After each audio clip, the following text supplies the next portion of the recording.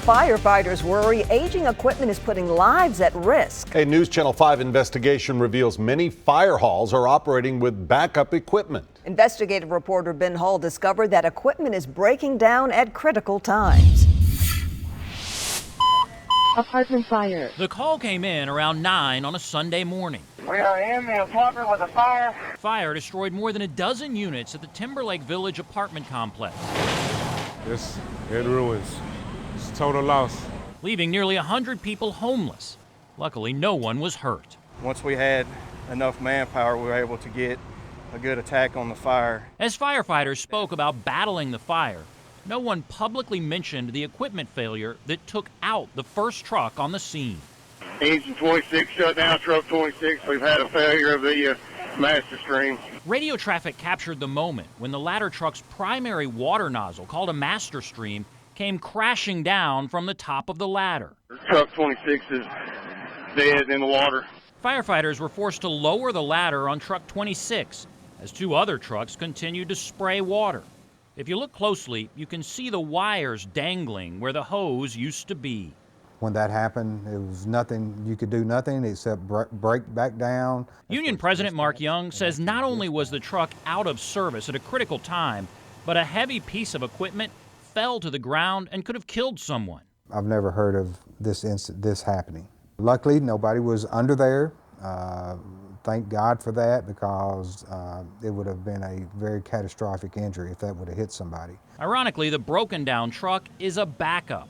It was only being used because the station's primary ladder truck was out being repaired. It's kind of the norm right now in this city for malfunction equipment. Young says it's only gotten worse since we reported on this in 2015. Firefighters claim Nashville is not keeping up with growth, putting the public at risk. Back then, we highlighted a fire at a downtown hotel. Air 19. The call for a ladder truck went to Station 19, a mile away.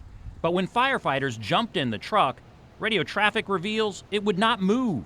You need to respond to another truck in our place. This truck won't start and then won't go in gear. Station 19's regular ladder truck was sitting in Metro's maintenance yard, waiting for repairs. The truck that failed was a reserve.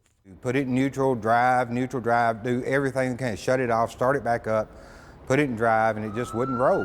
Operation to command. Metro was forced to dispatch a truck from Bellevue, nearly 15 miles from the fire.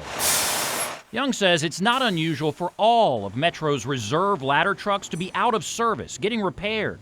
That was the case the day after the apartment fire. Records show on August 6th, all Metro's reserve ladder trucks were OOS, or out of service. Two fire halls were forced to use smaller engines instead. Reserve fleet, I would say it's absolutely, it's disgusting. Metro Councilman Steve Glover says as Nashville has grown, it's failed to repair and replace fire equipment. It's so bad, we found on May 15th, Metro had no reserve ladder trucks and no reserve engines available. This stares you in the face. I mean, it's an Excel spreadsheet. This is not hard to read. In May, the union posted these pictures from inside a reserve engine that was on duty at a downtown station, showing the conditions some trucks are in. We're not taking care of the day-to-day basics in Nashville. I'm surprised that this is the shape we're in. We should not be in this shape. Young says it's taken years to get to this point, but now it's time to act before someone gets hurt. You can put Band-Aids on stuff, but these Band-Aids, last just a shift, maybe a half a shift, then they're broke back down. Metro bought 3 new ladder trucks last year. The department says it has a large reserve fleet and a strong management system to make repairs. Critics say the department is not keeping up with Nashville's growth.